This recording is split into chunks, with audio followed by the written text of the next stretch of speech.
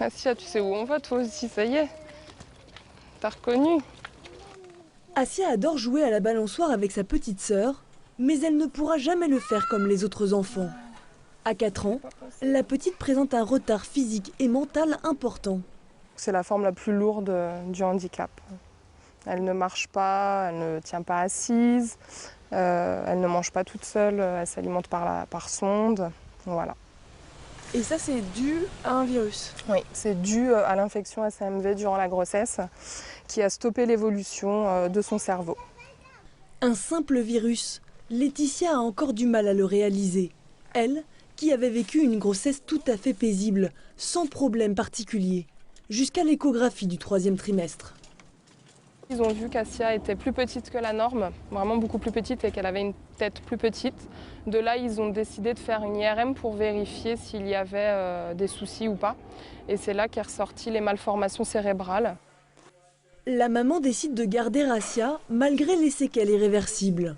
Les médecins lui expliqueront après l'accouchement qu'elle a été infectée par le CMV durant sa grossesse. C'est la première fois qu'elle entend parler du virus.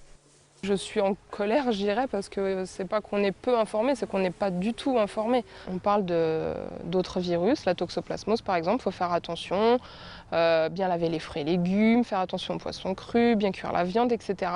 Mais le CMV, à aucun moment, on nous parle de ce virus. Le cytomégalovirus, le voilà. Chez l'adulte, le CMV passe le plus souvent inaperçu. Mais lorsqu'il infecte une femme enceinte, il y a un faible risque pour qu'elle le transmette à son bébé. À un moment donné, au cours de l'infection, il y a du virus dans le sang de la mère. Pendant une période relativement courte, le sang maternel perfuse le placenta, peut infecter le placenta et de proche en proche infecter le fœtus. C'est le mode de transmission le plus fréquent. Alors, non, on a son petit cœur qui bat ici. Si la plupart des transmissions n'ont pas de conséquences sur le fœtus, le CMV reste la 2e cause de troubles auditifs à la naissance et dans de rares cas, il peut provoquer un handicap important. Est-ce que vous avez déjà entendu parler du cytomégalovirus, le CMV? Non. D'accord. Mais la plupart des femmes ignorent son existence. Ouais, elles ne sont pas assez informées, c'est une évidence.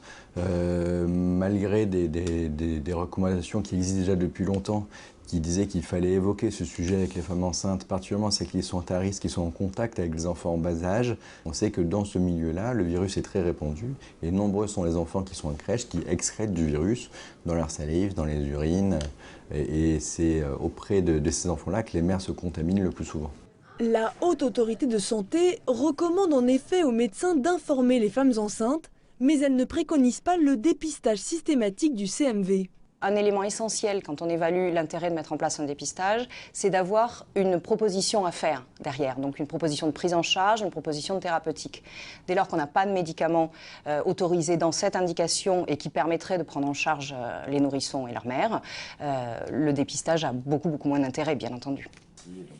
Pas de médicaments contre le CMV, mais quelques mesures d'hygiène à transmettre, comme se laver les mains après avoir changé un bébé ou ne pas embrasser son enfant sur la bouche. Selon une étude, ces gestes diminueraient par 4 le risque de transmission du CMV durant la grossesse.